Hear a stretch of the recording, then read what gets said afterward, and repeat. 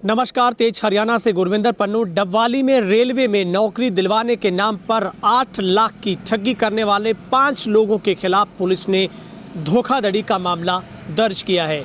Shri Ganpati jewellers Dabwali, Shri Ram Kumar ji गंगावालों का भारत सरकार द्वारा मान्यता प्राप्त मशहूर हॉलमार्क ज्वेलरी भव्य शोरूम।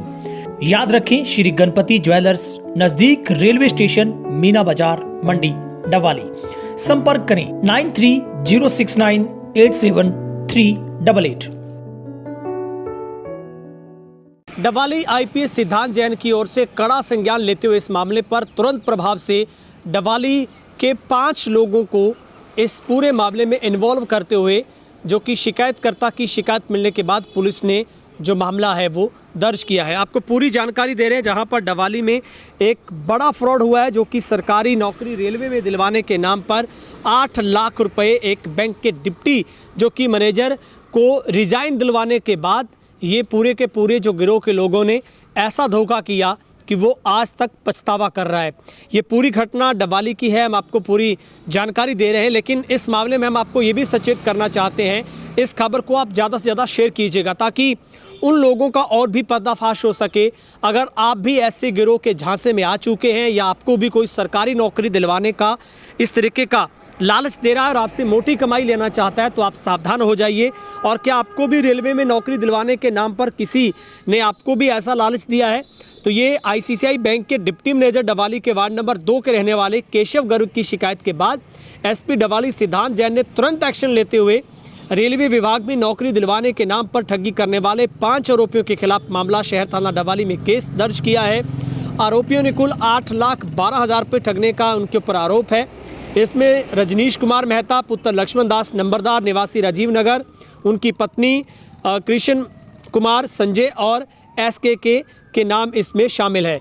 केशव गर्ग पुत्र अशोक गर्ग ने बताया है कि जनवरी 2024 में रजनीश मेहता निवासी जो कि राजीव नगर है, उनकी मुलाकात हुई थी और उन्होंने उनको बताया था कि उनकी भारतीय रेलवे में अच्छी खासी पैठ है और सरकारी नौकरी वो वहाँ पर आपको दिलवा सकता है, बशर्ते आपको 8 लाख रुपए खर्च करने पड़ेंगे, तभी आपको उसे रेलवे में जो पक्की नौकरी है वो आपको दिलवा पाएगा। उक्त लोगों के झांसे में आकर इस पीड़ित व्यक्ति की ओर से उन्हें उनकी शर्तों के मुताबिक किस्तों में अलग अलग तरीके से बैंकों में खातों में पैसा वो डलवाता रहा और आखिरकार 8,12,000 रुपये उनके खाते में डलवाए गए। वायदा किया था कि 2 लाख रुपए देने पर उनके प्रार्थी को, जो शिकायतकर्ताओं ने बताया कि उसको ज्वाइनिंग लेटर मिल जाएगा, उसकी बाकी की जो राशि है वो किस्तों में देनी होगी, लेकिन उसे रेलवे में सी से ग्रुप डी की नौकरी का जो ज्वाइनिंग लेटर थमा दिया। सबसे बड़ी बात है, जो शिकायतकर्ता को अपनी बैंक में लगी जॉब भी गंवानी पड़ी, क्योंकि उनको शर्त सबसे पहले उनकी यही थी कि आपको पहले यहाँ से रिज़ाइन देना होगा, उसके बाद आपको अगली रेलवे में नौकरी हम लगवा देंगे।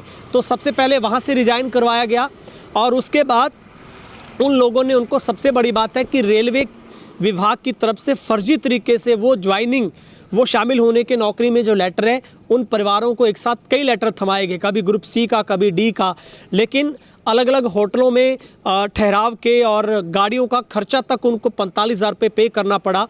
और यहाँ तक कि अमृतसर उनकी ट्रेनिंग लगने की उनको ज्वाइनिंग लेटर दिया गया, वो वहाँ तक भी पहुँचे, लेकिन वहाँ पर ना कोई ट्रेनिंग मिली, ना कोई कहीं पर नौकरी लगने का कोई ऐसा पॉइंट था।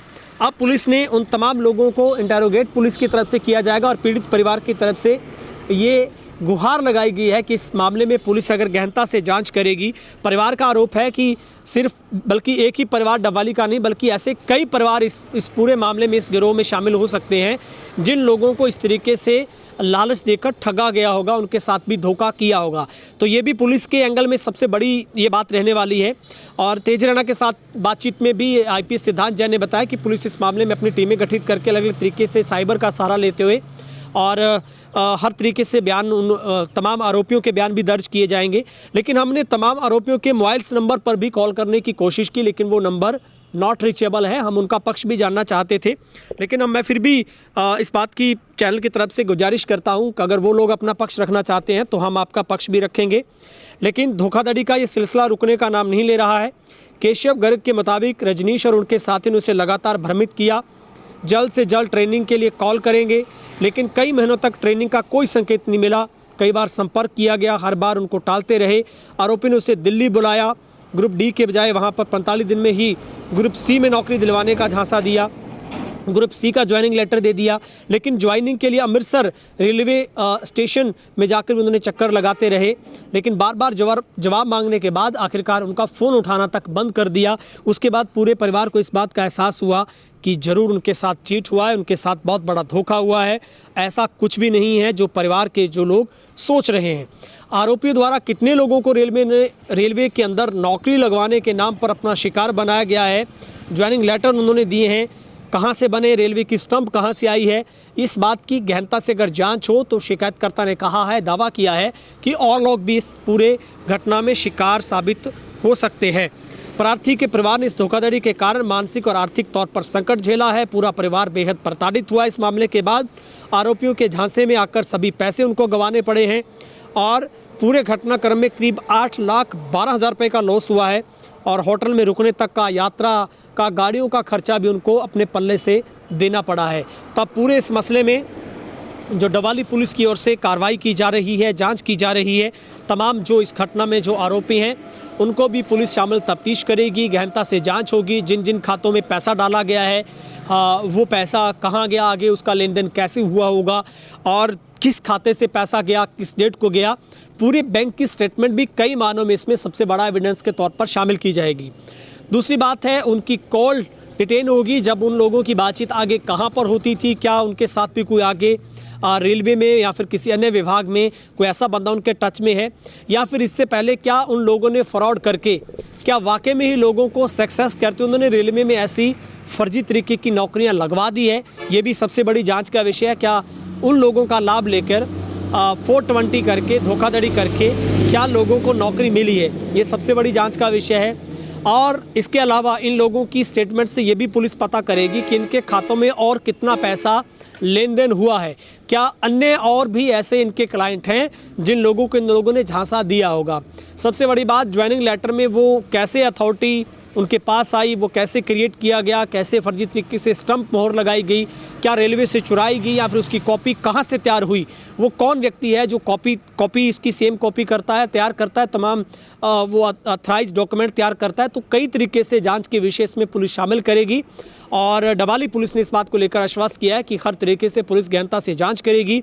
आईपीएस सिद्धांत जैन की ओर से तुरंत एक्शन इस मामले में लिया गया है और अब शिकायतकर्ता की ओर से ये गुहार लगाई गई है कि पुलिस इसमें गहनता से जांच करे तो इसमें कई अहम खुलासे हो सकते हैं। कैमरा पर्सन वकील के साथ गुरविंदर पन्नू, तेज हरियाणा, डवाली।